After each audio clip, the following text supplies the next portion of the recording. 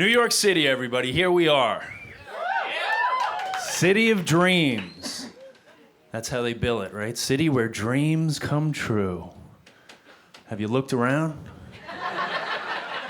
Does it look like people's dreams are coming true out there?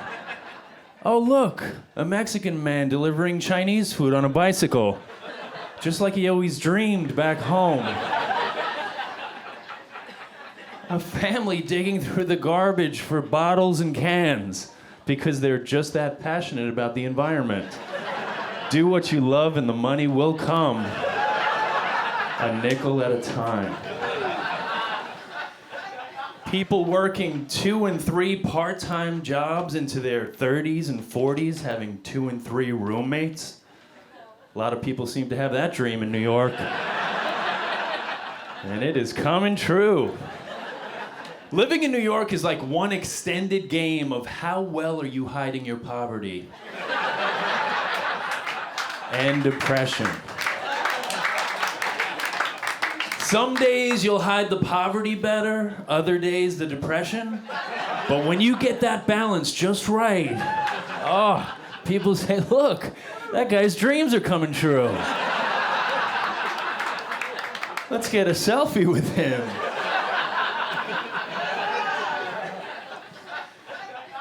Everybody's hustling in New York, overworked, underpaid. Sometimes you just get hired for jobs you didn't even apply for.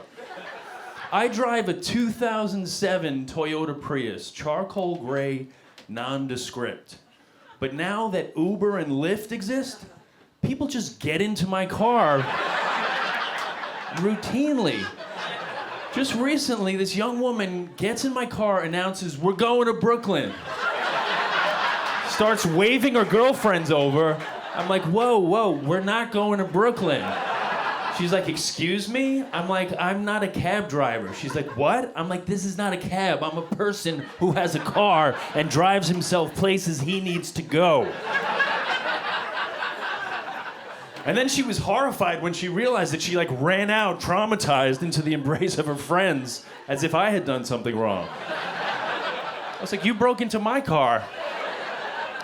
And she was so sure of herself that I was like, maybe I do work for Uber. Like, is this how they hire you? Someone just gets in and is like, all right, where in Brooklyn? Where do you? I just want to get a good review. I hit a cop car with my car. I don't recommend doing that. I was driving home with my fiance. We were just a few blocks from home. We were passing by this cafe that I go to from time to time. I noticed it peripherally that they were open later than usual. So I turned my head like, oh, they're open later than usual. When I turned back, the words police were getting closer and closer. I rammed into the cop car's bumper, and my fiance, to her credit, didn't say anything, but I could just feel everything she was thinking. I was like, you're right. You're absolutely right about all of it.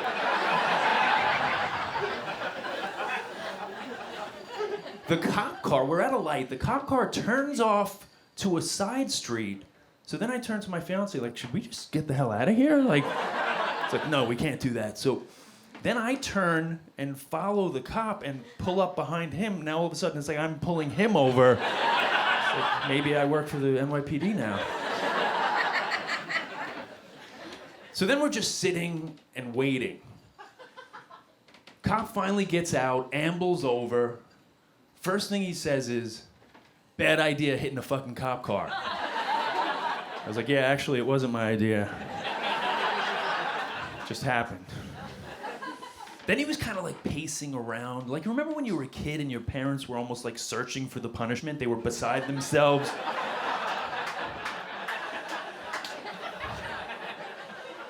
So I'm waiting. Finally, he's like, fuck it, I don't want to deal with this. I was like, that was my solution.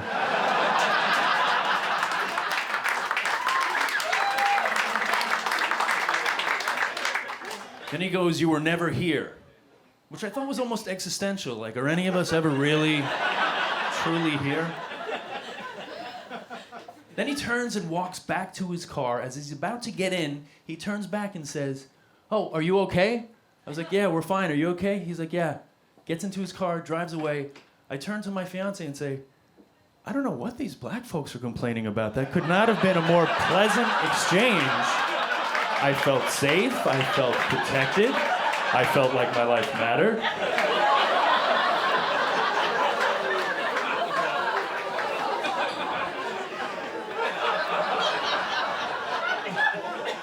It was like we were thrust into a commercial for white privilege.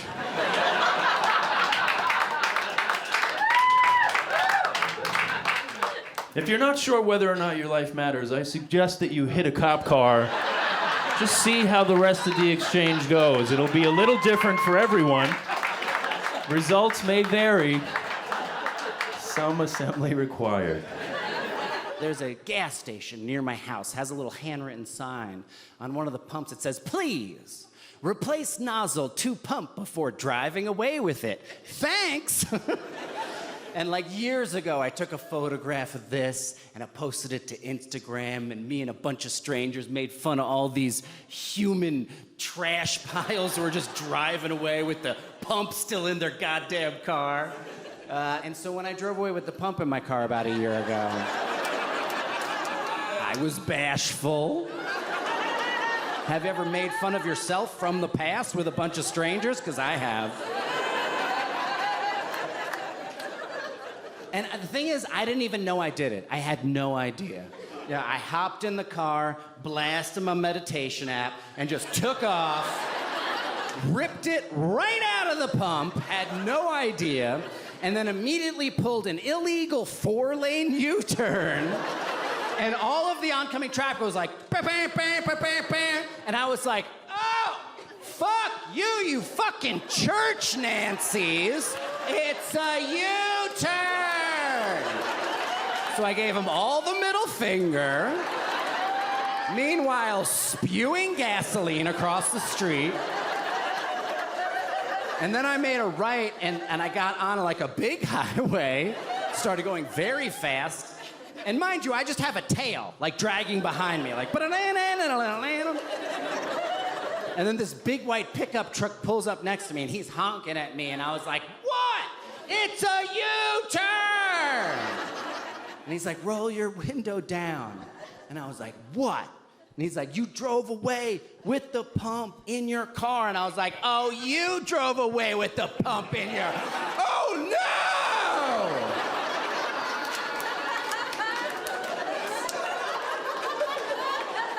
So I did. So I did. And then I was very, very, very embarrassed. And I'm on the highway. I didn't know what to do. So then I just like pulled over to the side of the road, and then he pulled over too. And then like I got out of my car, and then he got out of his car too. I was like deeply embarrassed. You know, it's essentially like I shit my pants, and then he like followed me into the bathroom like, hey man, did you shit your pants? Hey, how much shit is in your pants? Hey, why do you think you shit your pants earlier? And I was just like, what do you want? And he's like, do you need help? And I realized, like, I had a choice to make here, you know? I could act the way men have acted for centuries. I could act like a wounded animal and lash out at this man to protect myself. Or I could be a better man. I could admit my vulnerabilities and say, yes, I screwed up and I do need help. And so that man said, hey, can I help you? And I said to him, no! And then he got mad and got in his car and drove away. And then I was left alone with my shame. And I like walked over to the back of my car. I pulled out the gas pump and I was like, oh, there's definitely still a lot of gas in here, you know? It's like I can't put it in my car. Is it fumes and stuff? I'm picking up my daughter. What would be very useful right now is a pickup truck, but I just told that guy to go fuck himself. So then I just left my car on the side of the road and then walked with it in my arms all the way back along the highway, down the exit ramp, back to the gas station, where both managers were waiting for me outside. And I just kind of laid it at their feet, like a big dead snake. And I was like, well, what do we do now? Turns out it costs $350, which is honestly a lot less than I expected. I mean, you don't get to keep it, but also they're like designed to just pop right off. So the thing is like, just do it. It doesn't matter. Just do it. Also, if you turn it into a comedy bit, it kind of pays for itself. I go wherever I'm needed, wherever someone needs me to come and do stand-up comedy, I am there. A couple of years ago, I went to Iraq because that's where people were working. I am always going to be against a war because I am against hitting. But here's the thing. Everything above hitting, I'm against it. But I support the troops. We all support the troops. I support the troops finding other work most of the time. But I support the troops, right? And that's where they're working. And I don't know anything about the armed forces. I know nothing. So we go in July because that's when you want to go. That's when you want to go to Baghdad. July. I had always wondered, what would it be like to live in a convection oven, I said to myself. It's hot, it's windy. So we go, and it was me, 2 other comics, and 4 Philadelphia Eagle cheerleaders, B Squad. Meow. Because, oh yeah, they were jackasses. They were complete and utter jackasses. Because here's the thing, we're there in July, right? And July, there's dust storms. We were supposed to fly everywhere. And I wanted to fly everywhere because I wanted to fly in a helicopter. I've never flown in a helicopter. I like video games. I wanted to fly in a helicopter. And but they were like, no, dust storms, we cannot fly. And the cheerleaders became angry. Angry cheerleaders. I don't know if you know about angry cheerleaders, but it's like bees. And yeah, they wanted the Army to fix the weather. Turns out the Army's plate was full at this time, and it's the weather. So we had to drive everywhere, and so we were driving, and we drove in these MRAPs, these mine-resistant armored personnel vehicles, and everybody kept saying to me, don't worry, Jackie, don't worry, no one's ever been killed in an MRAP, no one's ever been killed in an MRAP. And I'm like, really? Has anyone ever wet themselves in an MRAP? Because that's what I'm gonna do. So it came to pass. And yeah. So me, and the weirdest thing, so we're driving through the countryside of Iraq, and here I know nothing about the armed forces. All I know about the Army is the commercials. I know that it's an adventure. That's what I know. It is an adventure. Here's what I did not know, that it was a job. Like you get up in the morning and you shovel something and you shoot something and you file something, just like everyone else's job, right? And this is how I found out. We're driving in the middle of Iraq. We're lost, by the way, and if you've ever worked in a restaurant, you know when you work in a restaurant and someone throws up in the bathroom and the manager comes out and everyone freezes and the manager picks someone and everyone else goes, all right, he didn't pick me. And the person he picked grabs the mop and goes, fuck, and then goes and cleans up the bathroom. Okay, so we are driving through Iraq, and we are lost. And the sergeant is on the headphones, and I know it's a job, first of all, because he's yelling at the navigator guy. He's like, because in the car, in the MRAP, there's a driver, there's a navigator guy, there's a kid sticking out of the blowhole, right, with the parintinit, and then there's another kid with a giant rifle next to me, right? And then there's two comics sitting in an MRAP. So very useful, very useful. And so the sergeant's like, how come we're lost? And they're making really hilarious jokes about, no, there's no IEDs around here. And I'm like, haha. And he goes, at one point, we're going to go over this dirt bridge. And he goes, someone has to get out and direct us over this dirt bridge. We're going to tip over. And there's the freezing. Everyone freezes. And then he goes, Munoz, you got to get out. He's the navigator guy. He's the only guy who can get out. I'm not getting out. And but he's the guy. And the Munoz guy goes, fuck. That's where the bad guys are. And he grabs his rifle and he gets out and he directs us. And that's like, oh, it's a job. And that's when I knew it was a job. Here's the thing. It reminded me of my last job, which was at Kinko's. And think about this. That's exactly what Iraq is like. It's like Kinko's. Think about the last time you were to Kinko's. That's what Iraq is like. It's quiet. It's tense. And everyone is standing around thinking to themselves, am I gonna kill someone? Or is someone gonna kill me? Because it could happen from either side at a Kinko's, is what I'm saying. I don't know if you've tried to get a copy recently. It is not a positive experience. So we're driving along.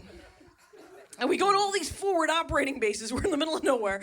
And the thing is I live in Los Angeles, and all of my friends in LA are like, oh my God, you're gonna be surrounded by hot 19-year-old guys.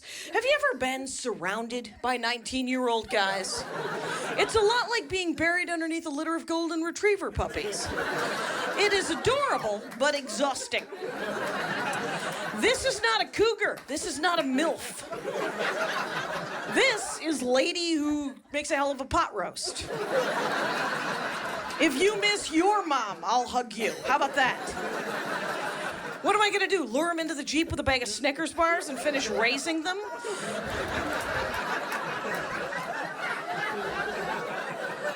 But they're psyched. It was the greatest shows in the world because they're psyched to see you. They're bored.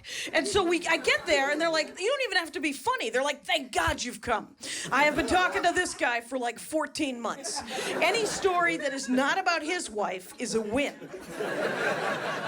So we finally, we're at the last base we've been driving all day long, 6 hours, 7 hours in this thing. We get to the last base, it's dark, and I get out of the truck, and a young corporal comes up to me and goes, ma'am, would you like to see where you're billeting? And I was like, yeah, is that sleeping? Yeah, I would love that. That would be awesome. And he takes me into the closest tent, and all that's in this tent are sandbags and those weird wooden horses you stack things on. And he goes, ma'am, will this be all right? And I was like, yeah, do you have like a blanket or something? And he goes, ma'am, I'm kidding. And I'm like, oh, you little shit. Bored. I got so heavy, I killed a chair with my ass. I killed a chair, I murdered it, it died. I killed it. It turns out chairs have a maximum weight. I didn't know that. It's in the manual. Chairs come with small print, it turns out. You think something relatively simple like a chair would not have a sort of trap element. Also, I don't read the manual when I buy a chair. Not to sound arrogant. But when it comes to sitting in chairs, I do rather feel like I've been to the University of Life. And I was wrong, it was hubris. Because there is a little warning in there that says, beware. If you weigh 100 kilograms or more, and I weigh a lot more than that, dense boy. If you weigh 100 kilograms or more, beware. The IKEA Herkel-Durkel chair, or whatever it is not equipped for someone of your sheer density, and you're taking your life into your own hands. And that's why it died. I was on quite an important Zoom call, to be honest, actually. And while I was on this Zoom call, the chair was in the elevated position, right? Like that, with a little paddle there. And it died under me. It died under me like an elderly lover.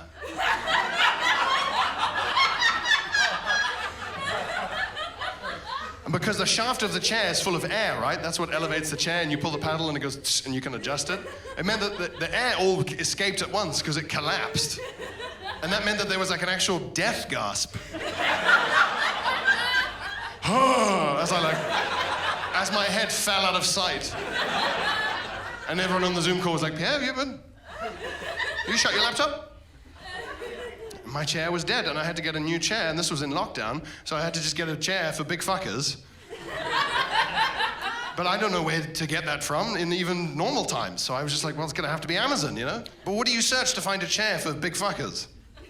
You have to type in the keywords to Amazon. You go on Amazon, you go, heavy, chair, KFC, regret. Search. And this chair comes up, and I bought it. It's this thing. Oh, I bought it. This thing, first of all, there's not an Allen key to be found. All drill. This thing's got fucking rivets. It's the sturdiest thing I own. It's like a tank. It's like all metal parts. It's astonishing. 2 opera singers could fuck on this chair. Nothing would happen. It's just like... wouldn't even move. It's incredible. I think it's the most valuable thing I own now. A giant metal chair.